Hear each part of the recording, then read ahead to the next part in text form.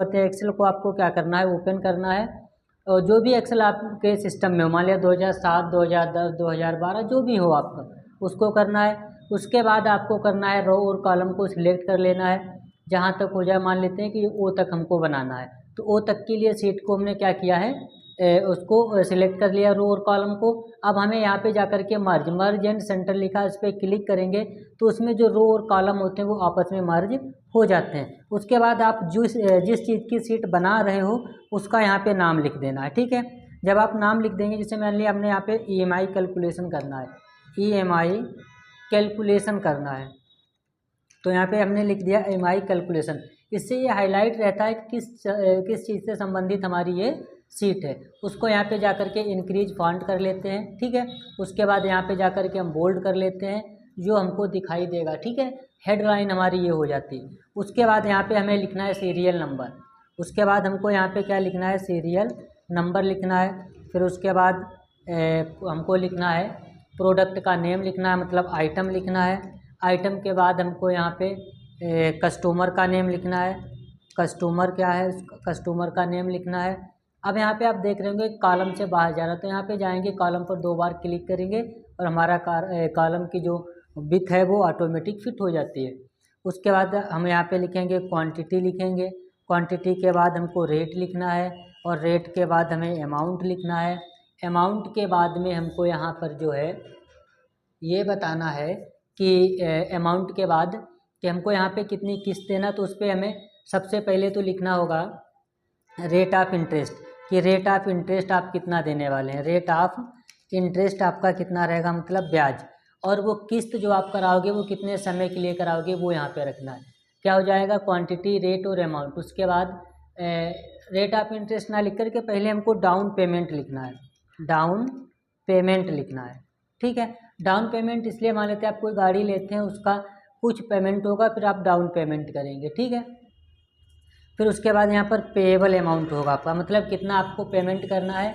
उसके बाद यहाँ पे पेएबल अमाउंट लिखना होगा, AMT लिख देते हैं और यहाँ पे 2 बार क्लिक कर लेना है।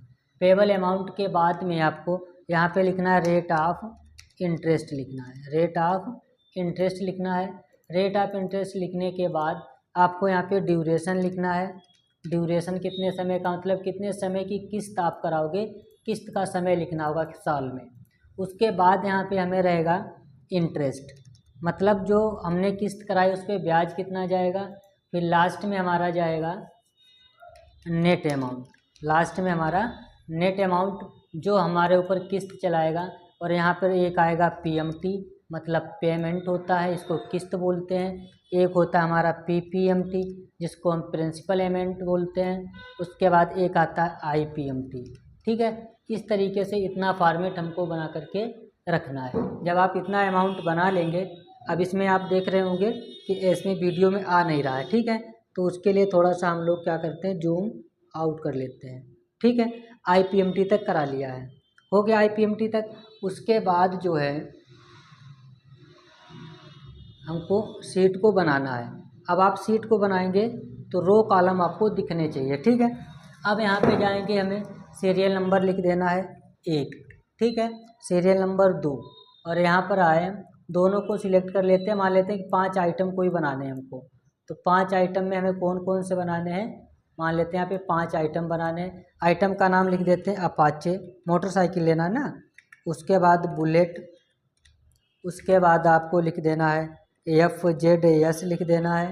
उसके बाद आपको स्प्लेंडर लिख देना है, स्प्लेंडर लिख दिया आपने।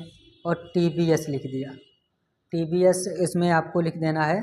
मान लेते स्प्लेंडर के बाद आपको कौन सी मोटरसाइकिल हो सकती है, यहाँ पे किसी भी मोटरसाइकिल का मान लिया हांडा की साइन ही लिख देते हैं, कौन सी, SP साइन, ठीक है। अब इसका आप कस्टमर नेम कोई भी लिख सकते हैं, ABC और D, और यहाँ पे क्या लिख दिया, ABC रखना है, यहाँ पे सिर्फ C रखना है, CD और E, ये हो गए हमारे कस्टमर के नेम। क्वांटिटी, अब एक मोटरसाइकिल तो लेना मुश्किल है, तो एक ही क्वांटिटी रखते हैं कि सभी ने एक एक मोटरसाइकिल ली है। रेट यहाँ पे अपाचे मान लेते हैं 1,50,000 रुपया, ठीक है। बुलेट मान लिया 2,50,000 रुपया। उसके बाद FZS मान लेते हैं 1,55,000 रुपया। उसके बाद स्प्लेंडर माना 95,000 रुपये की। और SP साइन माना 1,25,000 रुपये की। ठीक, ये अमाउंट आपको यहाँ पे भरना है।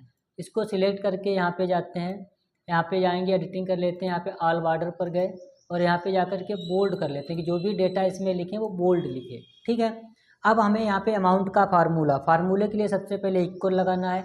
उसके बाद हमारा अमाउंट कितना है E4 में, तो E4 को लिख देना, E नंबर का कॉलम 4 नंबर की रो। मल्टीप्लाई के लिए स्टार लगाएंगे और क्वांटिटी के साथ मल्टीप्लाई कराएंगे D, और किसके सामने लिखा 4 के। जैसे ही आप इंटर करोगे ये बता देगा कितना अमाउंट, मतलब एक मोटरसाइकिल ली है तो जो अमाउंट लिखा है वही आएगा। उसके बाद यहाँ पे सिलेक्ट करके इसको और फिर आपको ड्रैग कर देना नीचे तक, सभी का अमाउंट आ जाएगा ऑटोमेटिक। ठीक है, फिर डाउन पेमेंट आपको भरना है। इससे अगर 1,50,000 की है, मान लिया 45,000 रुपये आपने जमा किए तुरंत, 2,50,000 में माना कि आपने 1,00,000 रुपया तुरंत जमा कर दिया, 1,55,000 में 55,000 रुपया आपने तुरंत जमा कर दिया। 55,000 रुपया जमा करके मोटरसाइकिल लेंगे आप। 95,000 में 30,000 रुपया जमा किया, 25,000 में मान लिया कि 50,000 रुपया जमा कर दिया। ठीक है, पेबल अमाउंट का मतलब होता है कि जो अमाउंट है उसका डाउन पेमेंट माइनस करना है, तो इक्वल का फार्मूला इक्वल लगाएंगे। उसके बाद इसका पेबल का फार्मूला बनाएंगे। EF कहाँ पे अमाउंट लिखा है, F4 में, तो F4 लिखेंगे। देखो F के नीचे लिखा है, 4 के सामने लिखा हुआ है, F4 माइनस 45,000 जमा किया, ये माइनस करना है। G के नीचे लिखा है, 4 के सामने, माइनस करके इंटर करोगे तुरंत बता देगा कितना बचा, 1,05,000। आप इसको सिलेक्ट करके कंट्रोल के साथ D भी कर सकते हो और इस तरीके से ड्रैग भी कर सकते हो और आसानी से ये हो जाएगा।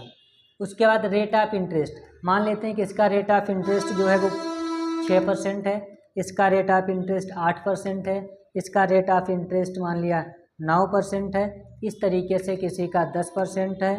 ठीक है, रेट ऑफ इंटरेस्ट अलग अलग कंपनियों के हिसाब से हमने बना दिया है। ठीक है, ड्यूरेशन आपको ये 3 साल के लिए, 2 साल के लिए, 3 साल के लिए, या जितने समय के लिए आप इसका EMI कराना चाहते हो उतने समय का यहाँ पर बना सकते हो।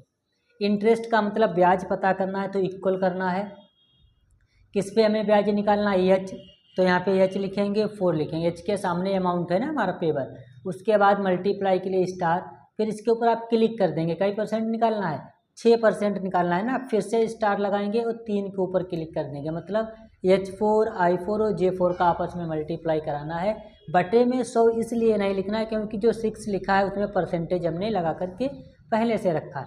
इंटर करेंगे तो 18,900 रुपया ये बता देगा कि ब्याज है। अब इसी तरीके से सभी का अलग अलग आएगा। सिलेक्ट करने के बाद आपको ड्रैग कर देना है, सभी का ब्याज बता देगा। फिर आता है नेट अमाउंट। नेट अमाउंट का मतलब है कि ब्याज को और पेबल अमाउंट को जोड़ना है, तो इक्वल लगाएंगे। पेबल अमाउंट हमारा 1,05,000 प्लस ब्याज हमारा आया 18,900 रुपया, इनको जोड़ेंगे तो 1,23,900 रुपये के ऊपर किस्त हमको बनानी है। तो इसको इस तरीके से फिर से क्या करेंगे, ड्रैग कर देंगे। ठीक है, ये कंट्रोल के साथ आप होम बटन करिए तो सीधे आप पहुंच जाएंगे ऊपर। ठीक है, ये थोड़ा ज़्यादा हो गया, इसको डिलीट कर देते हैं। अब उसके बाद क्या हुआ, उसके बाद यहाँ पे PMT, अब हमको किस्त बतानी है EMI, तो इक्वल लगाएंगे, PMT लिखेंगे, ब्रैकेट लगाएंगे। PMT लगाने से आपको फिर उसके बाद रेट बताना, रेट ऑफ इंटरेस्ट, तो रेट ऑफ इंटरेस्ट के ऊपर आप क्लिक कर देना इस तरीके से। उसके बाद आपको NPA लिखा, नंबर ऑफ पेयर में लिखा, तो इसको डिवाइड बाई 12 कर देंगे। अब कितने साल का कराना है लिखा है पर, तो इसमें 3 साल के लिए कराना है।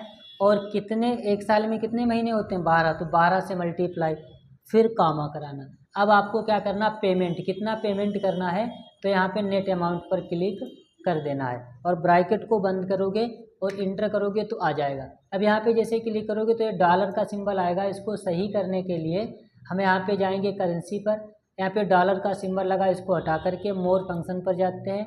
हमें इंडिया का चाहिए ना, तो यहाँ पे आकर के हमें इंडिया का सिंबल ढूंढ लेना है। इस तरीके से आप क्लिक करके नीचे जाएंगे, इंग्लिश इंडिया लिखा होगा एक जगह पे, इंग्लिश इंडिया, और उसमें रुपए का सिंबल आपको मिल जाएगा, जिससे आपका इंग्लिश इंडिया आ जाए, आपको लगा देना है।